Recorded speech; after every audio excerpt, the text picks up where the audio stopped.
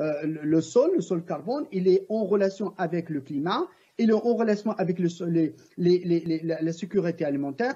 Et bien entendu, donc, si on préserve ce carbone, on a tout à gagner à la fois en termes de productivité, en termes de réduction de l'érosion, en termes de la qualité de l'eau, de la qualité de l'air, mais aussi de la biodiversité.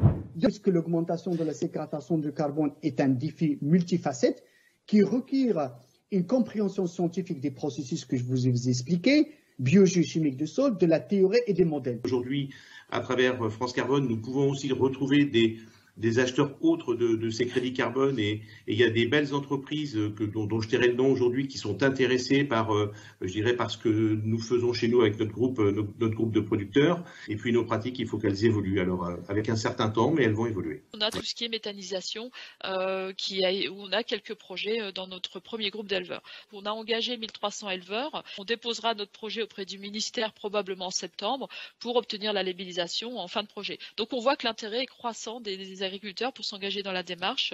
À la fois il y a la rémunération, mais aussi la communication que ça permet. Qui va autour, absolument. Voilà.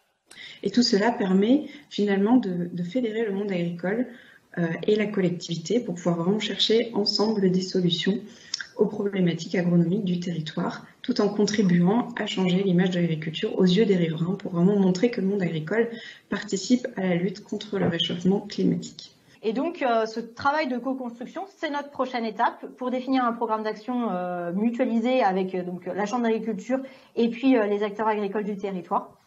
Néanmoins, on a commencé avec des premières phases de sensibilisation et puis également des sensibilisations du grand public pour faire comprendre cet enjeu du stockage carbone, de l'agriculture de conservation et de l'évolution des pratiques, notamment à travers les couverts végétaux qu'on a identifiés comme une solution intéressante. Oui, je crois que l'agriculture est une solution. Et à la fois, elle est une solution et à la fois, elle doit répondre aux différentes problématiques et apporter des réponses et des adaptations en conséquence. Aujourd'hui, je crois que c'est la convergence des différents travaux, des différents intervenants sur une région, un territoire, pour conditionner ces différentes contraintes pédoclimatiques, agronomiques, répondre à ces enjeux sociétaux et aussi créer de la valeur sur le territoire. Je pense que le futur, c'est des dynamiques de territoire adaptées à chaque territoire. Il y a des initiatives ici en Nouvelle-Aquitaine. On peut citer la coopérative carbone de La Rochelle qui vise à territorialiser ces actions-là. En forêt, on a l'association Aquitaine Carbone qui est très active sur le sujet. Et donc, évidemment, on va être de plus en plus sur les territoires. On a balayé tout ce que peut apporter nos territoires en termes de captage de carbone, qu'on a abordé la forêt, l'élevage, les grandes cultures, le lien aussi avec les collectivités.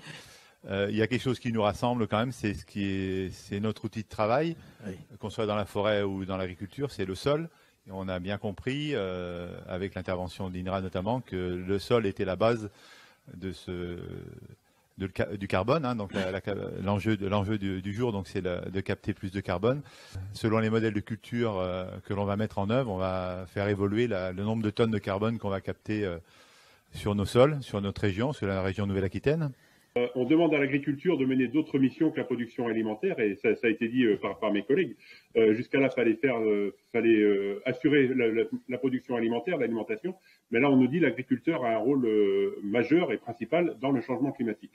Il y a une urgence, il y a une grande urgence. La France, comme d'autres pays, n'arrive pas à respecter les engagements sur la réduction de gaz à effet de serre. Alors qu'une des solutions, et je dirais la principale solution, c'est les deux activités qui ont été abordées ce matin, c'est la sylviculture et l'agriculture, pour restocker du carbone.